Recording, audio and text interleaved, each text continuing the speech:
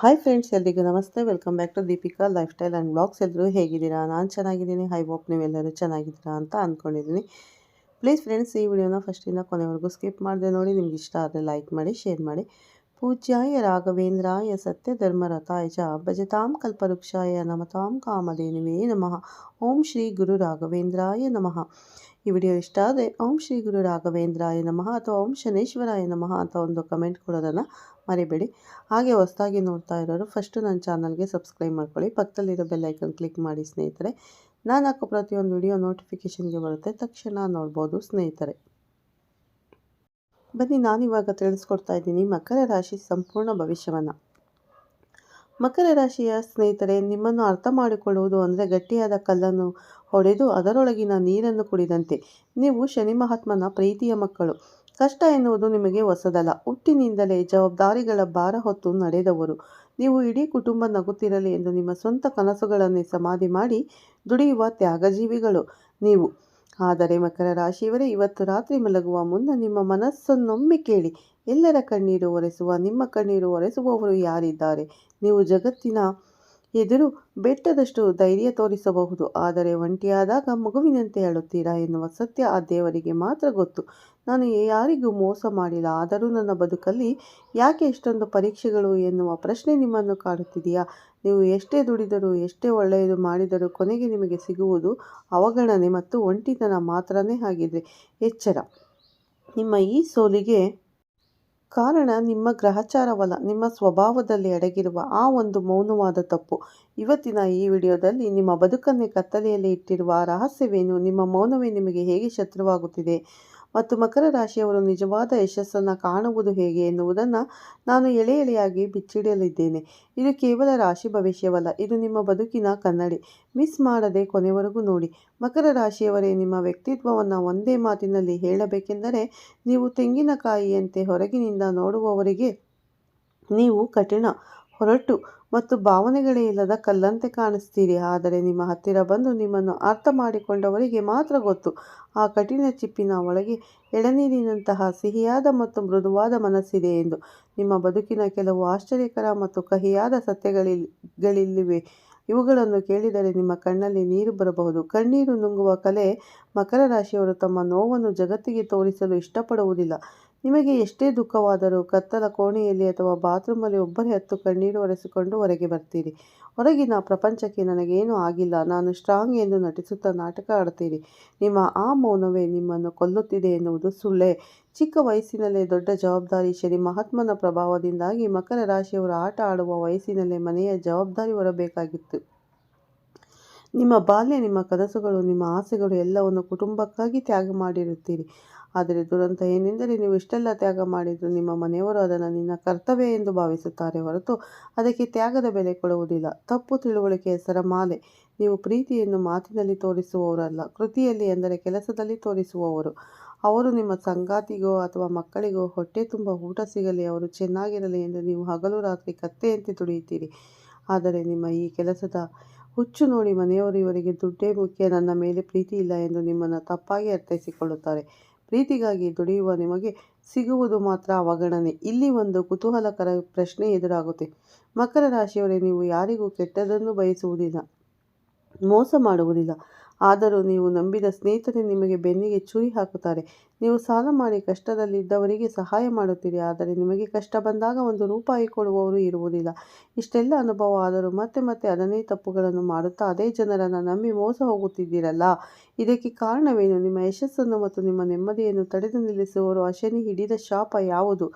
ಮಕರ ರಾಶಿಯವರೇ, ಇವತ್ತು ನೀವು ಈ ವಿಡಿಯೋ ನೋಡುತ್ತಿದ್ದೀರಾ ಅಂದರೆ ನನ್ನ ಕಷ್ಟ ಕೇಳೋರು ಯಾರೂ ಇಲ್ವಲ್ಲಪ್ಪ ಅಂತ ನೀವು ಪಟ್ಟಿರೋ ಒಂಟಿತನ ವೇದನೆಗೆ ಕೊನೆಗೂ ಒಂದು ದಾರಿ ಸಿಕ್ಕಿದೆ ಅಂತಲೇ ಅರ್ಥ. ನೀವಿಷ್ಟು ದಿನ ಜಗತ್ತಿನ ಮುಂದೆ ನಗ್ತಾ ಕತ್ತಲಲ್ಲಿ ಹತ್ತಿದ್ದು ಸಾಕು. ನಿಮ್ಮ ಈ ಗೆಲುವನ್ನು ನೋಡಲು ತುಂಬ ಜನ ಕಾದಿದ್ದಾರೆ. ಆದರೆ ನಿಮ್ಮವರು ಅಂತ ಇರೋರು ಯಾರೂ ನಿಮಗೆ ಆಗೋದಿಲ್ಲ. ನೀವು ಯಾರನ್ನು ನಂಬಿರ್ತೀರೋ ಅವರೇ ನಿಮಗೆ ಮೋಸವನ್ನು ಮಾಡುತ್ತಾರೆ ಸ್ನೇಹಿತರೆ. ನಿಮ್ಮ ತ್ಯಾಗಕ್ಕೆ ಬೆಲೆ ಸಿಗುವಂಥ ದಾರಿಯನ್ನು ನಾವು ಹುಡುಕೋಣ. ನೀವಿನ್ನು ಮುಂದೆ ಒಂಟಿಯಲ್ಲ, ನಾನು ಇದ್ದೀನಿ ನಿಮ್ಮ ಜೊತೆ. ಈ ಮಾತುಗಳು ನನ್ನ ಮನಸ್ಸಿನ ಭಾರವನ್ನು ಸ್ವಲ್ಪವಾದರೂ ಕಡಿಮೆ ಮಾಡಿದರೆ ಈಗಲೇ ಈ ವಿಡಿಯೋಗೆ ಒಂದು ಲೈಕ್ ಮಾಡಿ. ನಮ್ಮ ಪ್ರೀತಿಯ ಕುಟುಂಬದ ಜೊತೆ ಸದಾ ಇರಲು ಈಗಲೇ ನಮ್ಮ ಚಾನಲ್ಗೆ ಸಬ್ಸ್ಕ್ರೈಬ್ ಮಾಡಿ.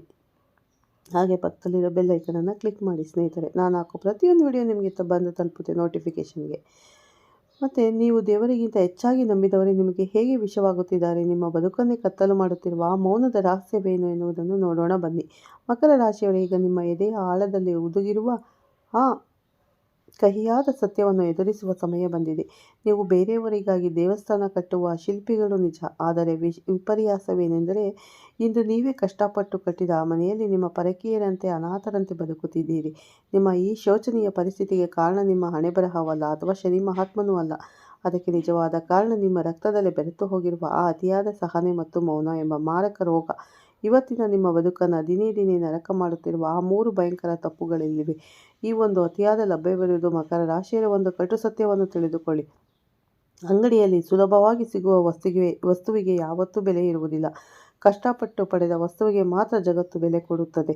ಆದರೆ ನೀವು ನಿಮ್ಮ ಕುಟುಂಬದವರಿಗೆ, ಸ್ನೇಹಿತರಿಗೆ ಎಷ್ಟೇ ಸುಲಭವಾಗಿ ಸಿಗುತ್ತೀರಿ ಎಂದರೆ ಅವರಿಗೆ ನಿಮ್ಮ ಬೆಲೆಯೇ ಇಲ್ಲದಂತಾಗಿದೆ.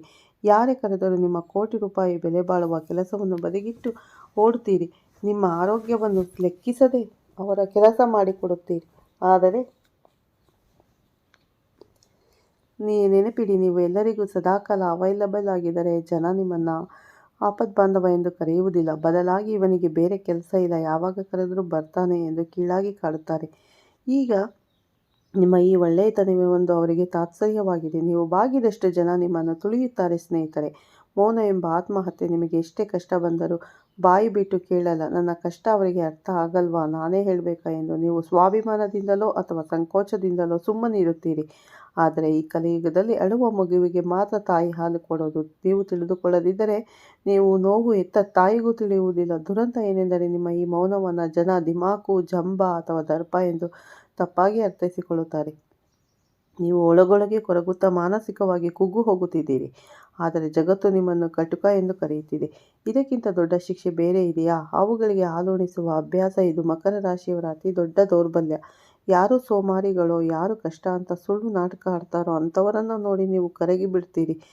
ನಿಮ್ಮ ಬಳಿ ಇಲ್ಲದಿದ್ದರೂ ಸಾಲ ಮಾಡಿಯಾದರೂ ಅವರಿಗೆ ಸಹಾಯ ಮಾಡುತ್ತೀರಿ. ಆದರೆ ನೀವು ಯಾರನ್ನು ಹೆಗಲ ಮೇಲೆ ಹೊತ್ತು ಮೆರೆಸಿದ್ದೀರೋ ಇವತ್ತು ಅವರೇ ನಿಮ್ಮ ತಲೆ ಮೇಲೆ ಕುಳಿತು ನಿಮ್ಮ ಕಿವಿಯನ್ನೇ ಕಚ್ಚುತ್ತಾ ಇದ್ದಾರೆ. ನೀವು ಬೆಳೆಸಿದವರೇ ಇವತ್ತು ನಿಮ್ಮ ಏಳಿಗೆಯನ್ನು ಸಹಿಸದೆ ನಿಮ್ಮ ವಿರುದ್ಧ ಸಂಚು ಮಾಡುತ್ತಿದ್ದಾರೆ. ನಾನು ಇವರಿಗಾಗಿ ಪ್ರಾಣವನ್ನೇ ಕೊಟ್ಟೆ, ಆದರೆ ಇವರು ನನಗೆ ಮಾಡಿದ್ದು ಇಷ್ಟೇನಾ ಎನ್ನುವ ಪ್ರಶ್ನೆ ನಿಮ್ಮನ್ನು ಜೀವಂತವಾಗಿ ಸಾಯಿಸುತ್ತಿದೆ. ಎಚ್ಚರಿಕೆ ಮಕರ ರಾಶಿಯವರೇ, ನೀವು ಕತ್ತಲೆಯಲ್ಲಿ ಉರಿಯುವ ಮೇಣದ ಬತ್ತಿಯಂತೆ ಬೇರೆಯವರಿಗೆ ಬೆಳಕು ನೀಡಲು ನಿಮ್ಮನ್ನೇ ನೀವು ಹನಿಹನಿಯಾಗಿ ಕರಗಿಸಿಕೊಳ್ಳುತ್ತಿದ್ದೀರಿ. ಆದರೆ ಕೊನೆಗೆ ಆ ಜನ ಬೆಳಕನ್ನು ಆನಂದಿಸುತ್ತಾರೆ, ಕರಗಿದ ಮೇಣವನ್ನು ಕಸಕ್ಕೆ ಎಸೆಯುತ್ತಾರೆ. ನೀವು ಇನ್ನೊಬ್ಬರಿಗಾಗಿ ಬದುಕಿದ್ದು ಸಾಕು. ಈಗಲಾದರೂ ಎಚ್ಚೆತ್ತುಕೊಳ್ಳದಿದ್ದರೆ ನಿಮ್ಮ ವೃದ್ಧಾಪ್ಯದಲ್ಲಿ ನಿಮ್ಮನ್ನು ನೋಡಿಕೊಳ್ಳಲು ಅಥವಾ ಒಂದು ತೊಟ್ಟು ನೀರು ಕೊಡಲು ಕೂಡ ದೇವರು ಬರುವುದಿಲ್ಲ. ಮಕರ ರಾಶಿಯವರೇ, ಇಲ್ಲಿಯವರೆಗೆ ನಿಮ್ಮ ಕಷ್ಟಗಳು ಕೇಳಿ ನಿಮ್ಮ ಮನಸ್ಸು ಭಾರವಾಗಿರಬಹುದು. ಆದರೆ ಚಿಂತೆ ಬೇಡಿ. ಶನಿ ಮಹಾತ್ಮನು ಕಷ್ಟಗಳನ್ನು ಕೊಡುವುದು ನಿಮ್ಮನ್ನು ಸೋಲಿಸುವುದಕ್ಕಲ್ಲ, ನಿಮ್ಮನ್ನು ಗಟ್ಟಿಗೊಳಿಸುವುದಕ್ಕೆ. ನೀವು ಅಂದುಕೊಂಡರೆ ಇಡೀ ಜಗತ್ತನ್ನೇ ಆಳಬಲ್ಲ ಶಕ್ತಿ ನಿಮ್ಮಲ್ಲಿದೆ. ಆದರೆ ಅದಕ್ಕೆ ನೀವು ಈ ಕ್ಷಣದಿಂದಲೇ ಬದಲಾಗಬೇಕು. ನಿಮ್ಮ ಬದುಕಿನ ದಿಕ್ಕನ್ನೇ ಬದಲಿಸುವ 3 ಸಂಜೀವಿನಿ ಮಂತ್ರಗಳು ಇಲ್ಲಿವೆ. 1. ಇಲ್ಲ ಎನ್ನಲು ಕರೆಯಿರಿ. ಇದು ನಿಮಗೆ ಕಷ್ಟವಾಗಬಹುದು, ಆದರೆ ಇದು ನಿಮ್ಮ ಬದುಕಿಗೆ ಅನಿವಾರ್ಯ. ಹಿಂದೆ ಯಾರಾದರೂ ತಮ್ಮ ಕೆಲಸಕ್ಕಾಗಿ ನಿಮ್ಮ ಹತ್ತಿರ ಬಂದರೆ ನಿಮ್ಮ ಕೆಲಸ ಮತ್ತು ಆರೋಗ್ಯವನ್ನು ನೋಡಿಕೊಂಡು ಉತ್ತರ ಕೊಡಿ. ಎಲ್ಲದಕ್ಕೂ ತಲೆ ಅಲ್ಲಾಡಿಸಬೇಡಿ. ನೀವು ಯಾವಾಗ ಇಲ್ಲ ಅನ್ನೋದನ್ನು ಕಲಿತುಕೊಳ್ಳುತ್ತೀರೋ ಅವತ್ತೇ ಜನರಿಗೆ ನಿಮ್ಮ ನಿಜವಾದ ಬೆಲೆ ಗೊತ್ತಾಗೋದು. ನೆನಪಿಡಿ, ರಸ್ತೆಯಲ್ಲಿ ಬಿದ್ದಿರೋ ಕಲ್ಲಿಗೆ ಬೆಲೆ ಇಲ್ಲ, ಆದರೆ ಲಾಕರ್ನಲ್ಲಿರೋ ವಜ್ರಕ್ಕೆ ಬೆಲೆ ಇದೆ. ನೀವು ವಜ್ರದ ಹಾಗೆ ದುರ್ಬಲವಾಗಿರಿ, ಆಗ ಜಗತ್ತು ನಿಮ್ಮ ಕಾಲೆಡೆಗೆ ಬರುತ್ತೆ. 2. ನಿಮ್ಮ ಮೌನವನ್ನು ಮುರಿಯಿರಿ. ತ್ಯಾಗ ಮಾಡುವುದು ದೊಡ್ಡ ಗುಣ ನಿಜ, ಆದರೆ ನಿಮ್ಮ ಪ್ರಾಣಕ್ಕೆ ಕತ್ತು ತರುವಾಗ ಮೌನವಾಗಿರುವುದು ಮೂರ್ಖತನ. ನಿಮ್ಮ ಸಂಗಾತಿಗೋ, ಮಕ್ಕಳಿಗೋ ಅಥವಾ ಬಾಸ್ಗೋ ನಿಮ್ಮ ನೋವು ಅರ್ಥವಾಗುವುದಿಲ್ಲ ಎಂದಾಗ ಕೂತು ಅಳಬೇಡಿ. ನೇರವಾಗಿ ಹೋಗಿ ಕಣ್ಣಲ್ಲಿ ಕಣ್ಣಿಟ್ಟು ನಿಮ್ಮ ಸಮಸ್ಯೆಗಳನ್ನು ಹೇಳಿಕೊಳ್ಳಿ. ನನಗೆ ನೋವಾಗುತ್ತೆ, ನನಗೆ ವಿಶ್ರಾಂತಿ ಬೇಕು ಎಂದು ಹಕ್ಕಿನಿಂದ ಕೇಳಿ. ಬಾಯಿ ಬಿಟ್ಟರೆ ಮಾತ್ರ ಬದುಕು ಅನ್ನೋದನ್ನು ಮರಿಬೇಡಿ. 3. ನಿಮ್ಮನ್ನು ನೀವು ಪ್ರೀತಿಸಿ. ನೀವು ನಿಮ್ಮ ಜಗತ್ತನ್ನೇ ಪ್ರೀತಿಸಿದರೆ, ಆದರೆ ಕನ್ನಡಿ ಮುಂದೆ ನಿಂತು ನಿಮ್ಮನ್ನು ನೀವು ಎಂದಾದರೂ ಪ್ರೀತಿಸಿದ್ದೀರಾ? ಇನ್ನು ಮುಂದೆ ನಿಮ್ಮ ಮೊದಲ ಆದ್ಯತೆ ನೀವೇ ಆಗಿರಬೇಕು. ನಿಮ್ಮ ಆರೋಗ್ಯ, ನಿಮ್ಮ ಸಂತೋಷ, ನಿಮ್ಮ ನೆಮ್ಮದಿ, ಇದಕ್ಕೆ ಮೊದಲ ಸ್ಥಾನ ಕೊಡಿ. ನಿಮ್ಮ ಪಾತ್ರೆಯಲ್ಲಿ ಊಟ ಇದ್ದರೆ ಮಾತ್ರ ನೀವು ಬೇರೆಯವರಿಗೆ ಬಡಿಸಲು ಸಾಧ್ಯ. ನೀವು ಖಾಲಿಯಾಗಿ ಆಗಬೇಡಿ, ನಿಮ್ಮನ್ನು ನೀವು ತುಂಬಿಕೊಳ್ಳಿ. ಈಗ ನಿಮ್ಮ ಸರದಿ. ಮಕರ ರಾಶಿಯವರೇ, ವಿಡಿಯೋದಲ್ಲಿ ನಾನು ಹೇಳಿದ ಪ್ರತಿಯೊಂದು ಮಾತು ನಿಮ್ಮದೇ ಬದುಕಿನ ಕತೆ ಅಂತ ಅನಿಸಿದೆಯಾ? ಅಯ್ಯೋ, ನಾನು ಇಷ್ಟು ವರ್ಷ ಇದೇ ತಪ್ಪು ಮಾಡಿದೆ ಅಲ್ವಾ ಅಂತ ಪಶ್ಚಾತ್ತಾಪ ಆಗ್ತಿದೆಯಾ? ಹಾಗಿದ್ರೆ ಈಗಲೇ ನಿಮ್ಮ ಅಂದರೆ ನೀವು ಈಗ ಬದಲಾಗಲೇಬೇಕು ಸ್ನೇಹಿತರೆ. ಬದಲಾಗದಿದ್ದರೆ ನಿಮ್ಮ ಕಷ್ಟ ಕಟ್ಟಿಟ್ಟ ಬುತ್ತಿ ಅಂತಲೇ ಹೇಳಬೇಕು ಸ್ನೇಹಿತರೆ. ಈ ವಿಡಿಯೋದಲ್ಲಿನ ಅಂದರೆ ಈ ವಿಡಿಯೋದಲ್ಲಿನ ನಿಮ್ಮ ಕಣ್ಣೀರು ಒರೆಸದಿದ್ದರೆ ನಿಮ್ಮ ಮಕರ ರಾಶಿಯ ಸ್ನೇಹಿತರಿಗೆ ಮತ್ತು ಸಂಬಂಧಿಕರಿಗೆ ತಪ್ಪದೇ ಶೇರ್ ಮಾಡಿ. ಅವರಿಗೂ ಬದುಕುವ ಧೈರ್ಯ ಸಿಗಲಿ. ಒಂದು ವೇಳೆ ನೀವು ಇನ್ನೂ ನಮ್ಮ ಚಾನಲ್ಗೆ ಸಬ್ಸ್ಕ್ರೈಬ್ ಆಗಿಲ್ಲ ಅಂದರೆ ಈಗಲೇ ಸಬ್ಸ್ಕ್ರೈಬ್ ಆಗಿ. ಇಂತಹ ನೈಜ ಮತ್ತು ಬದುಕಿಗೆ ಹತ್ತಿರವಾದ ವಿಷಯಗಳಿಗಾಗಿ ನಮ್ಮ ಚಾನಲ್ಗೆ ಸಬ್ಸ್ಕ್ರೈಬ್ ಆಗಿ. ಬದುಕಿನ ಕತ್ತಲು ಸರಿದು ಶಾಶ್ವತವಾದ ಗೆಲುವಿನ ಬೆಳಕು ಮೂಡಲಿ ಎಂದು ಹಾರೈಸುತ್ತೇನೆ. ಮತ್ತೊಂದು ವಿಶೇಷ ಮಾಹಿತಿಯೊಂದಿಗೆ ಸಿಗ್ತೀನಿ ಸ್ನೇಹಿತರೆ. ಈ ವಿಡಿಯೋ ಇಷ್ಟ ಆದರೆ ಲೈಕ್ ಮಾಡಿ, ಶೇರ್ ಮಾಡಿ. ಮತ್ತು ಹೊಸದಾಗಿ ನೋಡೋರು ನಮ್ಮ ಚಾನಲ್ಗೆ ಸಬ್ಸ್ಕ್ರೈಬ್ ಮಾಡಿಕೊಂಡು ಪಕ್ಕದಲ್ಲಿರೋ ಬೆಲ್ ಐಕನ್ ಕ್ಲಿಕ್ ಮಾಡಿ ಸ್ನೇಹಿತರೆ. ನೀವು ಬದಲಾಗಲೇಬೇಕು. ಮಕರ ರಾಶಿಯವರು ಬದಲಾಗಲಿಲ್ಲ ಅಂದರೆ ತುಂಬ ಕಷ್ಟ ಅನುಭವಿಸ್ಬೇಕಾಗುತ್ತೆ. ನಿಮ್ಮ ಜೀವನದ ರೀತಿ ಬದಲಾವಣೆ ಆಗಲೇಬೇಕು ಸ್ನೇಹಿತರೆ. ಓಕೆ, ಮತ್ತೆ ಸಿಗ್ತೀನಿ ನಿಮಗೆ ಉತ್ತಮ ರಾಶಿ ಭವಿಷ್ಯದೊಂದಿಗೆ ಅಂತ ಹೇಳ್ತಾ ಈ ವಿಡಿಯೋನ ಎಂಡ್ ಮಾಡ್ತೀನಿ. ಎಲ್ಲ ರಾಶಿಯವ್ರಿಗೂ ಒಳ್ಳೆಯದಾಗಲಿ ಆ ದೇವರಲ್ಲಿ ಪ್ರಾರ್ಥನೆ ಮಾಡ್ತೀನಿ. ಮಕರ ರಾಶಿಯವರಿಗೆ ವಿಡಿಯೋನ ಶೇರ್ ಮಾಡಿ ಮತ್ತು ಸ್ನೇಹಿತರಿಗೂ ಶೇರ್ ಮಾಡಿ. ಈ ವಿಡಿಯೋ ಎಲ್ಲರಿಗೂ ಮಕರ ರಾಶಿಯವರಿಗೆ ವಿಷಯ ಅರ್ಥವಾಗಲಿ, ಸಂಪೂರ್ಣವಾಗಿ ಅವರ ಜೀವನದ ಬದುಕನ್ನು ಅವರು ಬದಲಾಯಿಸಿಕೊಳ್ಳಲಿ ಸ್ನೇಹಿತರೆ. ಓಕೆ, ಮತ್ತೆ ಸಿಗ್ತೀನಿ ಉತ್ತಮ ರಾಶಿ ಭವಿಷ್ಯದೊಂದಿಗೆ. ಧನ್ಯವಾದಗಳು. ಎಲ್ಲರಿಗೂ ಒಳ್ಳೆಯದಾಗಲಿ.